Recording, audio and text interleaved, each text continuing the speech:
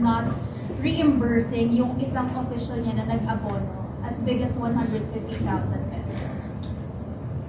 Legally speaking, well, it will depend kasi on the situation eh. But in this case, as I understand it, confidential funds, and as I've read from the JC itself, bawal kasi talaga yung reimbursement. So if the agency were to reimburse him, then the agency would be held liable actually under the joint circular for reimbursing.